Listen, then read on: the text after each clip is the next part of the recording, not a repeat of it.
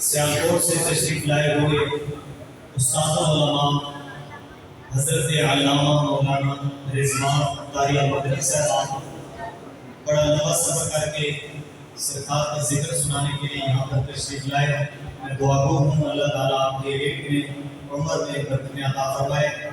ہماری خوش تصدیق کے دوران حاضری مسجد حاضر کے خطیب صاحب دل مراد استاد العلماء حضرت علامہ مولانا شبیر طاہر مدنی صاحب کی جلوہ گر ہوئے.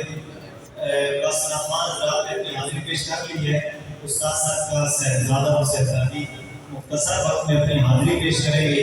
میں نے 4 مصرے پیش کر کے انشاءاللہ یہ حاضری پیش کریں گے اور اس کے بعد استاد صاحب کے حوالے میں آئیں گے. میں کہتے ہیں اے توجہ ذرا کہتے ہیں سبحان اللہ. شاعر کہتا ہے حضور کے شاعر کہتا ہے اس اعتقاد پہ ہم اعتماد رکھتے ہیں. اس اعتقاد پہ ہم اعتماد رکھتے ہیں. اگلا مصرع پڑھوں گا.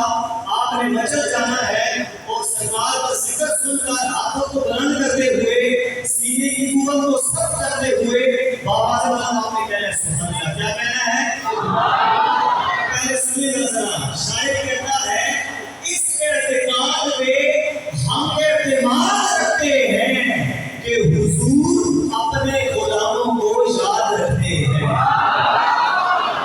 کہ حضور اپنے غلاموں کو یاد رکھتے ہیں. کہاں کا یاد رکھیں گے؟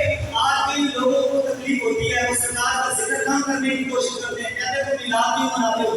بھائی ان کو جواب یہ دو تم نے قبر میں کام آنا ہے, حشر میں کام آنا ہے, خود صراط میں کام آنا ہے, میدان محشر میں پیاس لگے گی پانی پلاؤ گے. وہ بولے گا نہیں مجھے تو اپنی جان بھی پڑی ہوگی.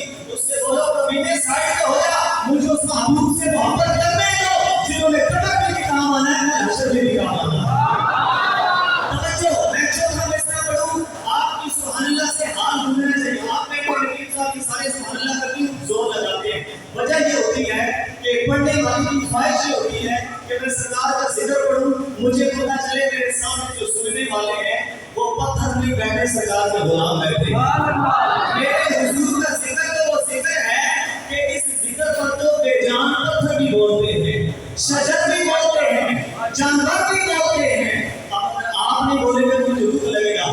توجہ کہہ رہا ہوں اس اعتقاد پہ ہم اعتماد رکھتے ہیں کہ حضور اپنے غلاموں کو یاد رکھتے ہیں اور اپنا انداز ہم زمانے سے چنا رکھتے ہیں. کیوں کہ ہم تو محبوب بھی محبوب